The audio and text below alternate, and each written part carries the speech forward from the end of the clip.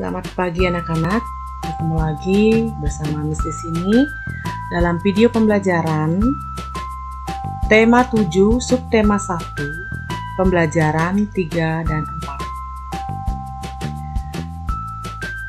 Baik, anak-anak di rumah yang Miss kasihi dan Miss cintai, ya, sebelum kita belajar, Miss akan memberitahukan tujuan pembelajaran yang kita akan pelajari hari ini, ya. Siswa mampu memahami makna sila pertama dan kedua Pancasila dalam penerapannya sehari-hari. Siswa mampu memahami peran Indonesia di ASEAN dalam bidang ekonomi dan politik. Dan siswa mampu mengidentifikasi teks pidato. Baik, Miss lanjut ke materi ya. Makna sila pertama Pancasila dalam penerapannya sehari-hari. Ya. Nah, tahukah kamu ya agama-agama yang ada di Indonesia? Nah, itu sudah kalian pelajari sebelumnya waktu kelas 1 sampai 5 ya. Nah, hari ini Miss akan mengingatkan kembali kalian ya agama yang ada yang diakui di Indonesia ya. Ada agama Islam, ada agama Hindu, agama Buddha, Kristen Protestan, Kristen Katolik, dan ada agama Konghucu. Jadi ada 6 agama yang diakui di Indonesia ya. Nah, baik, karena adanya agama yang berbeda-beda, maka kita sebagai warga negara hendaknya kita saling menghargai antar sesama pemilik agama ya. Nah, contoh penerapan Pancasila berdasarkan makna sila pertama.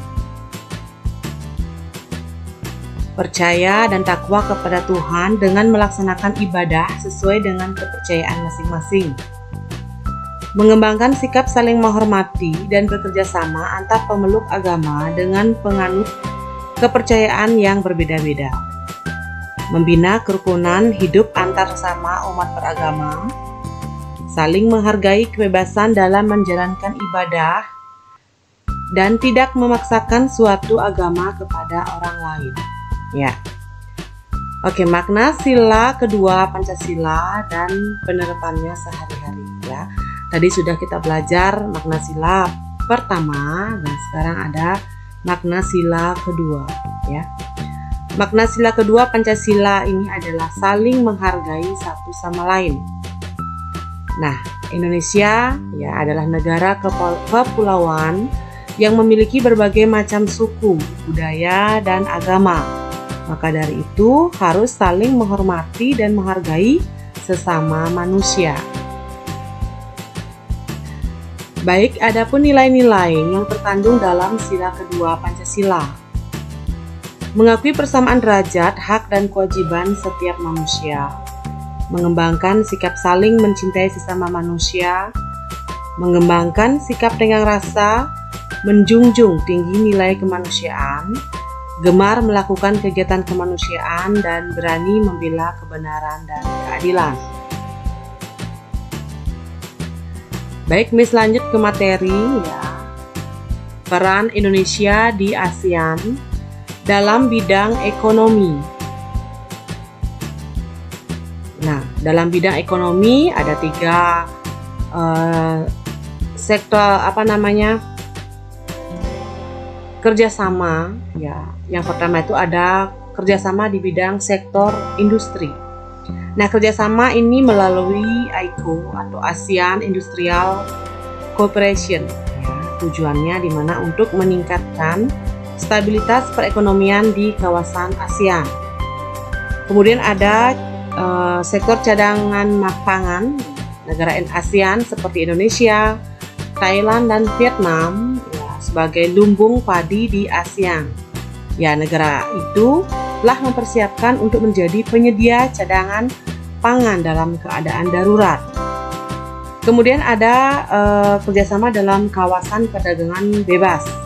Nah, kerjasama ini melalui AFTA atau ASEAN Free Trade Area, di mana tujuannya yaitu untuk meningkatkan daya saing negara ASEAN di pasar dunia. Nah, peran Indonesia di ASEAN dalam bidang politik. Nah, dalam bidang politik ada beberapa peran Indonesia ya. Yang pertama itu sebagai pemrakarsa dan penyelenggara konferensi Asia Afrika, di mana konferensi Asia Afrika ini menghasilkan Dasar Sila Bandung.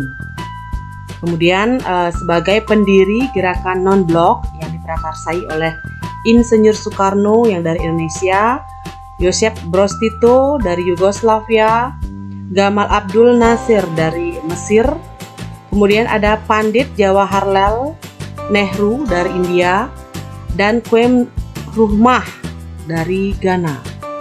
Nah, selain itu ada Indonesia juga berperan sebagai pendiri ASEAN. Nah, pendiri ASEAN ini diselenggarakan di Bangkok, Thailand, ya, yang dihadiri oleh Adam Malik dari Indonesia, kemudian Esa Rajaratnam dari Singapura, Narcisco Ramos dari Filipina, Tun Abdul Razak dari Malaysia, dan Tanat Koman dari Thailand.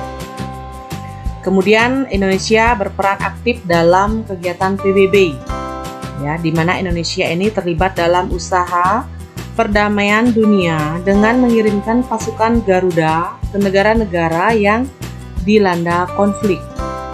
Nah, kemudian peran Indonesia yang terakhir yaitu sebagai anggota Organisasi Konferensi Islam atau dikenal dengan OKI ya. Ini merupakan organisasi yang dibentuk oleh negara-negara Islam dan berusaha ikut memecahkan berbagai masalah yang dihadapi oleh umat Islam. Baik, Miss lanjut ke materi bahasa Indonesia. Mengidentifikasi teks pidato. Ya, kemarin ya dalam video pembelajaran sebelumnya Miss sudah menerangkan dengan ciri atau struktur teks pidato beserta langkah-langkahnya ya. Untuk hari ini Miss akan kembali mengingatkan kalian ya tentang teks pidato ya. Kemampuan dalam berpidato sangatlah dibutuhkan oleh seorang pemimpin dengan tujuan untuk mempengaruhi orang lain agar berpikir dan bertindak sesuai imbauan yang disampaikan. Adapun langkah-langkah menulis teks pidato ya. Yang pertama itu menentukan tema pidato, yang kedua mengumpulkan referensi bacaan, yang ketiga membuat rancangan teks pidato, dan yang keempat merangkai pidato, dan yang terakhir latihan membaca pidato. Baik, untuk video pembelajaran hari ini Miss cukupkan sampai di sini. Ya, silahkan kalian ambil buku modul kalian, baca-baca kembali apa yang Miss sudah jelaskan dalam video pembelajaran kali ini. Ya, untuk hari ini Miss cukupkan sampai di sini. Sampai jumpa di video pembelajaran selanjutnya. Sampai jumpa anak-anak.